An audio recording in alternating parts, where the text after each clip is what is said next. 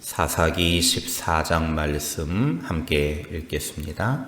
삼손이 딥나에 내려가서 거기서 블레셋 사람의 딸들 중에서 한 여자를 보고 올라와서 자기 부모에게 말하여 이르되 내가 딥나에서 블레셋 사람의 딸들 중에서 한 여자를 보아사오니 이제 그를 맞이하여 내 아내로 삼게 하소서 하매 그의 부모가 그에게 이르되 내 형제들의 딸들 중에나 내 백성 중에 어찌 여자가 없어서 네가 할례 받지 아니한 블레셋 사람에게 가서 아내를 맞으려 하느냐 하니 삼손이 그의 아버지에게 이르되 내가 그 여자를 좋아하오니 나를 위하여 그 여자를 데려오소서 하니라.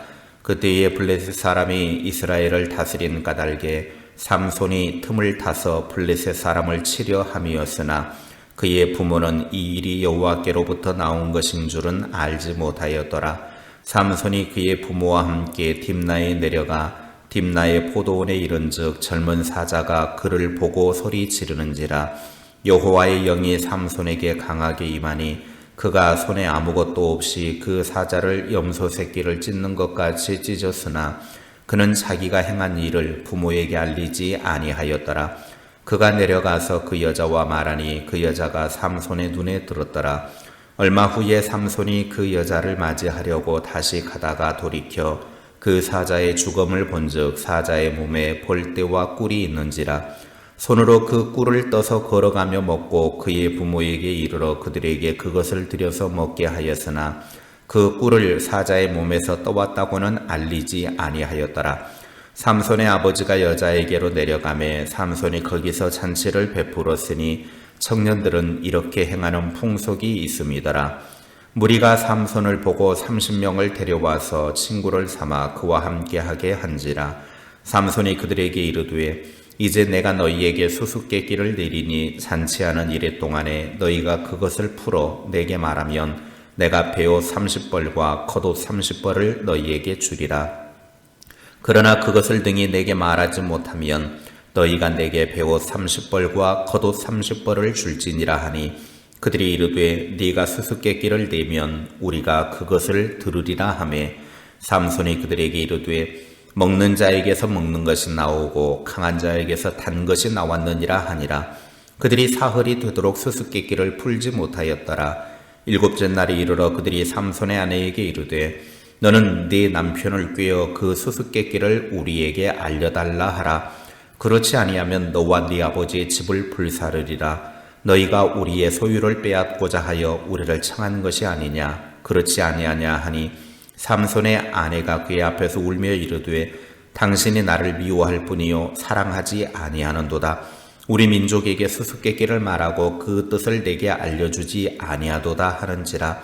삼손이 그에게 이르되 보라 내가 그것을 나의 부모에게도 알려주지 아니하였거든 어찌 그대에게 알게 하려 하였으나 7일 동안 그들이 잔치할 때 그의 아내가 그 앞에서 울며 그에게 강요하므로 일곱째 날에는 그가 그의 아내에게 수수께끼를 알려주매 그의 아내가 그것을 자기 백성들에게 알려주었더라. 일곱째 날 해 지기 전에 성읍 사람들이 삼손에게 이르되 무엇이 꿀보다 달겠으며 무엇이 사자보다 강하겠느냐 한지라. 삼손이 그들에게 이르되 너희가 내 암송아지로 밭 갈지 아니하였더라면 내 수수께끼를 능히 풀지 못하였으리라 하니라. 여호와의 영이 삼손에게 갑자기 임하심에 삼손이 아스글론에 내려가서 그곳 사람 30명을 쳐 죽이고 노략하여 수수께끼 푼 자들에게 옷을 주고 심히 노하여 그의 아버지의 집으로 올라갔고 삼손의 아내는 삼손의 친구였던 그의 친구에게 준 바 되었더라. 아멘. 사사기 14장은 블레셋 여인과 결혼한 삼손 이야기입니다. 삼손이 블레셋의 딥나 여인과 결혼하기까지 과정을 소개하고 있습니다. 7일간 계속된 결혼식 잔치 자리에서 있었던 삼손과 블레셋 친구 30명간의 수수께끼 사건이 나옵니다. 삼손의 잔치의 흥을 돋우기 위해서 블레셋 친구들에게 잔치 기간인 7일을 기한으로 수수께끼를 내게 됩니다. 그 수수께끼는 삼손이 죽은 사자의 몸에서 꿀을 취한 것과 관련된 개인적인 것이었습니다. 그런데 블레셋 친구들은 3일이 지나도록 수수께끼를 풀지 못하자 삼손의 아내를 협박하여 삼손으로부터 수수께끼의 답을 알아내도록 합니다. 그리고 마침내 7일째 되는 날 그 답을 제시할 수 있었습니다. 그러나 그것은 부정한 방법이었기 때문에 삼손은 블레셋 친구들과의 내기에 응할 의무가 없었습니다. 그럼에도 불구하고 삼손은 내기에 응해서 아스글론의 블레셋 사람들을 쳐서 죽이고 그들의 옷을 약탈하여 수수께끼를 풀었던 30명의 블레셋 친구들에게 주었습니다. 19절에 보면 여호와의 영이 삼손에게 갑자기 임하시매라고 밝히면서 아스글론 사람을 여호와의 영에 사로잡혀 죽였다라고 말하고 있습니다. 삼손을 통해 역사하신 하나님은 그 선하신 하나님의 손길을 보게 됩니다. 삼손의 수수께끼 내기는 어떻게 보면 지극히 인간적인 입장에서 단순하게 결혼잔치에 흥을 돋우기 위해 낸 것이나 마찬가지입니다. 그러나 그 수수께끼는 결국 블레셋 사람들로 하여금 부정을 행하게 하는 결과를 낳았고 이는 삼손의 분노를 일으켜서 그로 하여금 30명의 블레셋 사람을 쳐 죽이게 합니다. 삼손이 수수께끼를 내고 그 의무를 이행하기 위해서 블레셋 사람들을 약탈하고 죽인 사건 그 배후에 하나님의 섭리가 작용하였음을 보여줍니다. 즉 하나님께서는 당신의 백성을 구하기 위한 첫 시도로 삼손을 그처럼 들어 쓰신 것입니다. 4절에서 삼손이 틈을 타서 블레셋 사람을 치려고 하는 것이 여호와께로부터 나온 것이다 라고 말한 것은 이것을 염두에 둔 표현입니다.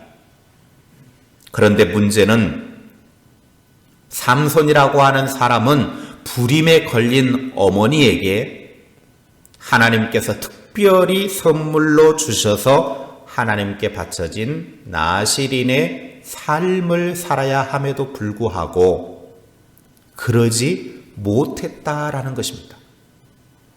삼손은 사명감이라든지 의무감이 전혀 없었습니다. 하나님의 구별된 사람으로서 삶을 살지 않았습니다. 그저 자기 보기에 좋은 대로 행하며 사는 사람이었습니다. 사사시대의 일반적인 사람과 똑같았습니다. 하나님께 구별되어진 사람이었음에도 불구하고 하나님께 바쳐진 사람임에도 불구하고 일반적인 사람들과 똑같이 삶을 살고 있더라는 거죠. 그러나 하나님은 사람의 실패를 통해서도 하나님의 뜻을 이루어 가시는 것을 보게 됩니다.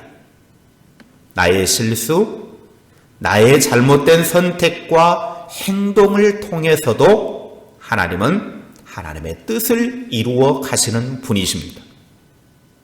이스라엘을 괴롭힌 블레셋 사람 30명을 죽이고 자신도 모르게 지금 사사 노릇을 하고 있다고 하는 것입니다. 하나님의 은혜는 이러한 엉터리 같은 삼손을 사사 노릇하도록 만들고 있습니다. 하나님의 은혜는 삼손과 같이 엉망진창인 인생도 값진 인생으로 만들어간다라고 하는 사실입니다. 그러므로 우리는 하나님 앞에서 완벽할 수도 없고 완벽한 사람도 없습니다. 성경은 모든 사람이 치우쳐 죄인이라고 그랬습니다. 삼손과 같이 세상 유혹에 넘어가고 패배하며 살아갈 수도 있습니다. 그러나 중요한 것이 있습니다. 하나님께서 그런 실패와 패배 속에서도 함께 하시면서 하나님의 뜻을 이루어 가시더라는 것입니다. 가룟 유다의 배신을 통해서 예수님이 십자가에 죽으셔서 온 인류의 구원을 이루는 것처럼 우리의 실패를 통해서도 하나님은 하나님의 뜻을 이루어 가신다라고 하는 사실을 믿으시기 바랍니다.